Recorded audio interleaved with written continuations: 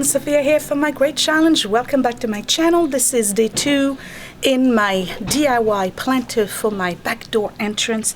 Actually, I worked last Sunday and filmed a little bit. I installed the casters, so I'm going to show you in a second how I did that. But today's the big day where I actually paint the planter in white, and I have everything I need to put the plants in it, the gravel, the fabric, and the actual plants. I went to the store yesterday. So it's Sunday for me. It is the 16th of July. I'm super excited to see this project finish, and the biggest news for us is that next week, sometimes next week, we're going to get a power washer and power wash the entire deck, let it dry, because next week is going to be dry and hot, so it's going to be perfect. So we'll power wash the entire deck, and then we are going to restain it, a couple of coats of Australian oil in a mahogany color. It's going to look beautiful. The reason why we're doing this versus painting it is that and sanding, the deck itself is over 20 years old, and it's pretty busted as it is right now. There's really no sense of trying to get all of the nails back to being countersunk so we can sand it and restore it. The wood is really damaged, so we're going to do just basically a spruce up prevention, further prevention for the deck. Eventually it will be replaced. Maybe we'll put an addition to the house so we'll get, knocked out, and we'll have another deck later on, but that's the plan. So there's going to be more videos on the back entrance, basically, is what I'm trying to tell you. All right, so so stick around. I'm going to show you what I did with the casters, and then when I come back, we'll paint it. So we're back outside, and here is the planter from last week. And before I start painting, and I'm not going to do that today, I'm going to do that next weekend because it's already late on Sunday. It's past 6 o'clock. What I did is that I cut off all the legs. And you can see that they've all been cut, and the reason why I did this so that they are all the same height, okay, because I'm putting casters now. So in order to put casters, what I did is that I have a platform that I cut like this. All right, so that's going to be the platform where the caster goes on, but now I got this big hole right here, so I had to find separate pieces of wood. In this case, I'm stacking 2 pieces like this. There are going to be support for this piece, and once I have that on, I can put my caster on it. And the reason why I'm doing it this way is so that the caster is on a solid block and will have enough support. Now, for the little bit of a space that I have right here, I'm going to have to put some shims. So what I'm going to do now is finish cutting all the pieces to size. This is just a regular 3/4 plywood, and then this is a tiny piece of wood that I had left over, but I have enough of it to use. So again, I'm doing one piece like this, one like that.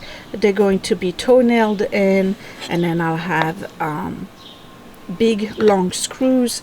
They're going to go directly from here to there. So the reason why I got those big caster wheels instead of getting smaller ones is because once I put the soil inside the planter, and I have the plant size, well, it's going to be over 100 pounds. So in order for me to move it, I need to have 360-degree wheels like this, and they have to be big enough to support the weight of the planter. All right, so let me finish cutting all of this, and then I'll screw them in and show you what it looks like.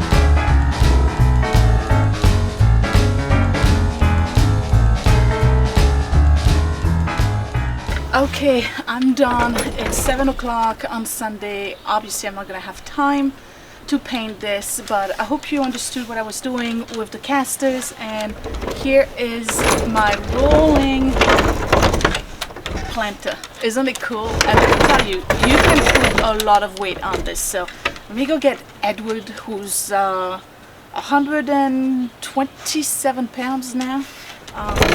And we're gonna see how much this is going to hold them. Hold on a second. Yeah, get in it. I want to see how well constructed this is.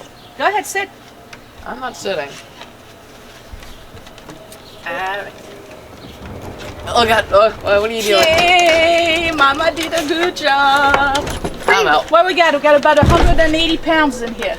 So it's definitely going to cover the bamboos. You like it? I'm the one. But you're actually buying bamboo so you can eat it? No, not so we can eat it. I'm going to put bamboos in here. All right, come on. Off you go. All right. Because the wheels, the casters are 360, I can turn it any which way I want. So if like I have a plant in the winter that needs some sunshine or whatever, I can just roll it over here. I can roll it here. If I have tall bamboos, I can put it over there and use it as a privacy screen. This is excellent. I like it so much, I'm actually build a second one. Okay, I'll see you next weekend. For you, it's going to be in a second when I start painting it. So it wasn't too difficult to do the casters, you guys. It was just a matter of getting the right shims. Now, technically, the casters were kind of an afterthought, so if I had thought about doing them from the get-go, I probably would have built the planter from the bottom up. That would have allowed me to have the casters integrated in the planter rather than having them sticking out at the bottom. That's all right. These are big casters. You saw that. They carry a lot of weight. They have stops, which is great. So that way I can have it here at the corner and not worry that it's going to slide away if somebody holds on to it. And then, you know, we can do a whole bunch of things with them. Eventually, maybe the whole planter will go somewhere else. It doesn't really matter. I really wanted the planter here in that particular corner. The plants that I got, I'm not sure if they're going to be able to survive in it because of the shade. It's like a really shady corner. It does have indirect sunlight, so I'm hoping that some of the plants that I have, which are partial shade and shade, will survive, but you'll see when we get there. All right, so I'm gonna paint it, but first I have to coat the inside with a waterproofer. So I'm gonna try to work in the shade as much as possible because it's going to be very hot today. And if you remember from my kitchen video, I got rid of a bunch of plastic containers, so I'm gonna use this one to contain my water sealer. I'm just gonna put 2 coats. I don't think it needs more, but I will cover it once it's done with landscaper's fabric. And the reason why I want to do that is because not so much to protect the wood, but the landscaper's fabric is going to stop the soil from seeping through the holes at the bottom and then the little bit of a hairline that's right here. So I'll just have basically filtered water coming out of the planter. Okay.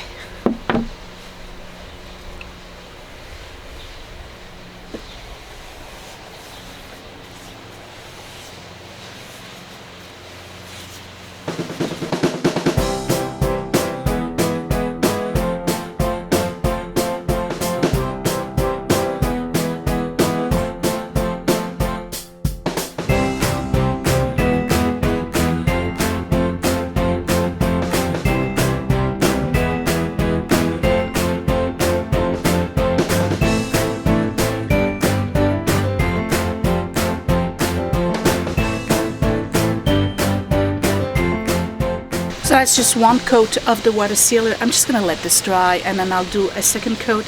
While this is drying, I'm going to start applying the primer, and I'm using the same one I used on the door. This is the Kills Premium Primer, that's white. I'm just gonna do the entire rest of the planter with it, and I'm probably gonna do 2 coats and then I'll do the rest of it in white with the high gloss. And then once this is done, I have the Ultra Cover from Rust-Oleum, and I'm going to put on it to make sure that it's protected from water and whatnot. I may actually use the leftover of this to prevent the water damage. So we'll see.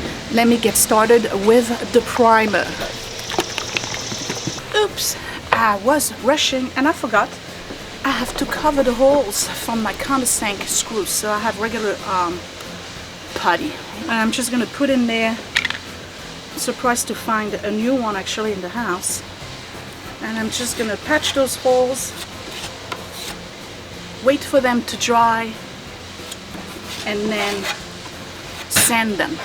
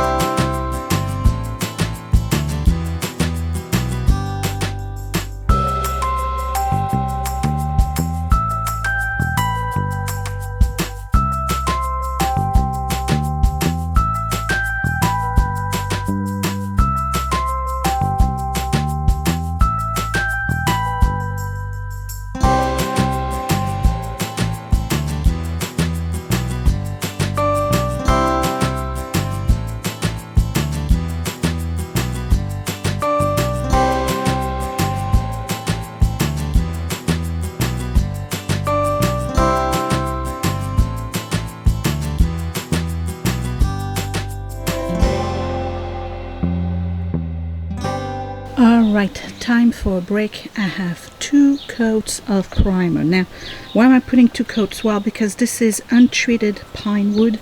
If you remember, these are the leftover pieces of wood that I had from William and Edward's bunk bed from back in the days. And it has a lot of knots. And what happens if you don't prime it is that the oil from the knots just basically seeps through the paints. I've learned that the hard way. So I'm putting 2 coats of primer just to make sure that that stuff is covered. Now I'm going to let it cure. I'm going to put it in the sun and I'm going to let it cure for a good hour, and then I'm going to go ahead and start painting with the high gloss bright white that will match the door frame. This is the interior exterior high gloss enamel. This is the exact same one I used for the door frame, so they're going to match. And since it's exterior, I thought about it. I don't think I need to put any kind of gloss or protectant over it because the water is supposed to bead off of it. So we'll see. Okay, I got a new brush and that should go real fast. I'll tell you why, because once you've done the primer, your brush really glides on it, so it takes much less time to do the whole painting job. Now, especially the second coat goes super fast. The only thing is that I'm using disposable brushes and they're kind of cheap, and I always have those little hair that poke out and get stuck, so I got to make sure I remove them, otherwise you just have them there forever.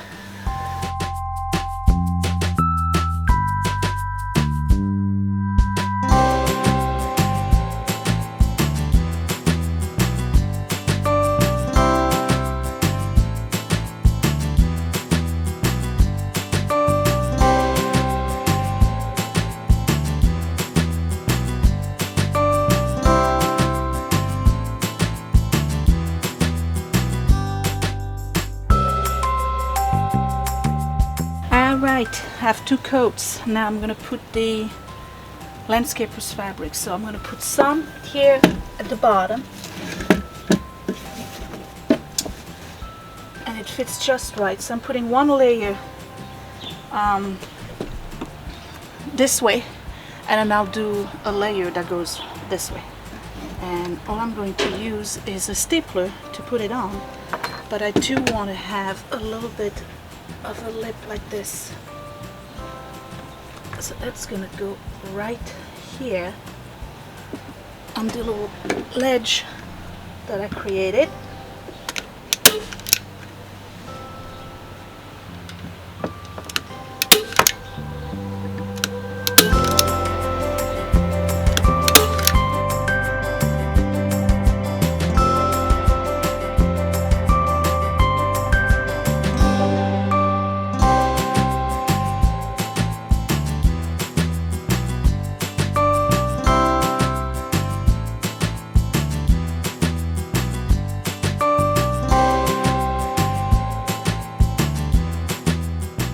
So I'm almost done. I just have to put the soil and start planting. So I got some regular potting soil, and I'm gonna put the soil a little bit above this, just about here.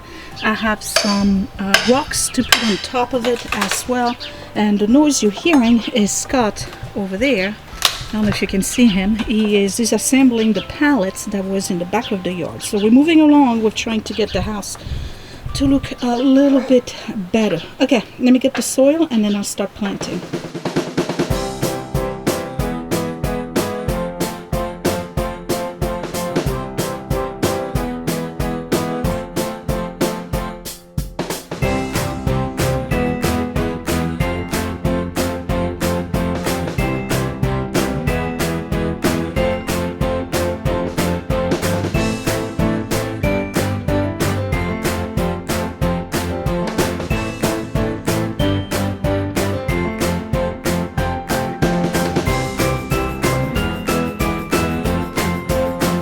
Alright, so these are the plants. The big one goes in the back because it's height, and I'm going to do like a slope. So I'm going to have a tall plant, a plant that goes about 1.5 feet high, and these are shade plants, and they are called Wizard Scarlet. Coleus is the Latin name. Okay.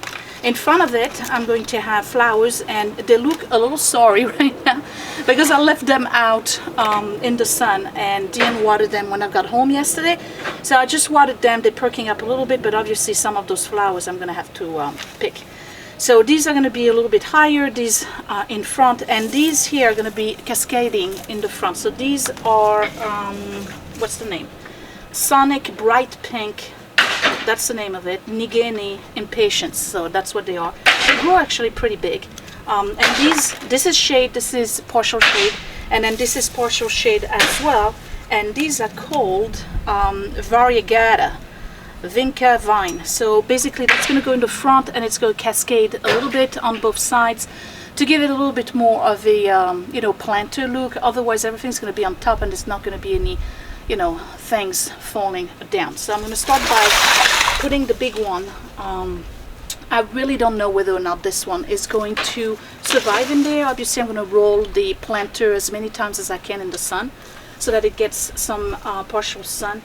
The honeysuckle is a climbing plant, so if I really wanted to, I could have it climb over the door, and it would be really, really nice. So I could put a trellis if I wanted to. I love the smell of it. I don't know what the chef is eating in the back. What are you eating? You are not eating the honeysuckle, are you? Because that's not a good idea to put that here. Is that what you're eating? Would you stop eating the grass that's growing out of it? This stuff. Would you stop? You can't eat that.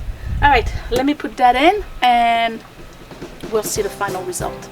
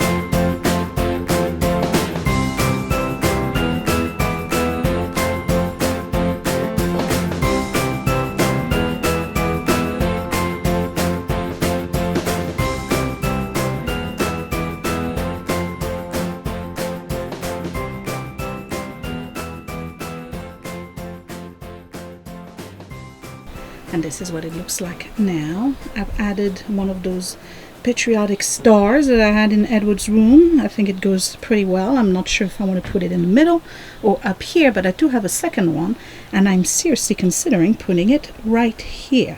I would just have to nail it in, and then I have to put the water protectant on it. So this is what the planter looks like. Obviously I can move it anywhere I want, including the other side of the deck if I wanted it to have more sunshine. And yes, so this I don't know if I have to cover it for the winter, but obviously these here will get changed every year. This one will stay unless it dies, and I have to trim it, but it smells wonderful. You can do all sorts of topiaries with those, so I'm gonna have to play around with it. It's just like having a bonsai. You just keep on trimming it, but you got to do it the right way, otherwise you kill it. This is what it looks like with the gravel underneath it, and I have to tell you guys, I am pretty happy with this. This is looking really, really good. So next week we are blasting the entire deck, hence the reason why I don't put any protection, and I have paint drops and whatnot. I don't care. We're gonna blast the whole thing, and we will restain it, so it's gonna look much darker than this, more of a reddish color, mahogany. So it's gonna look almost like a brand new house, that's for sure. So I'm done with this project, and I have to tell you guys, I'm very happy with it, and I finished it for once. I finished a project. I know, the bathroom floor. I haven't done it yet, but this is looking exactly the way I wanted it to look. So I'm just going to spruce up the deck. I'm going to wash it off and put everything away, clean it real good, and then I'll give you a final tour. Until then, I will see you next time. Give me a big thumbs up if you like this video. Don't forget to subscribe right here in the corner if you're brand new, and I guess I will see you later. Thanks for watching, you guys. Bye.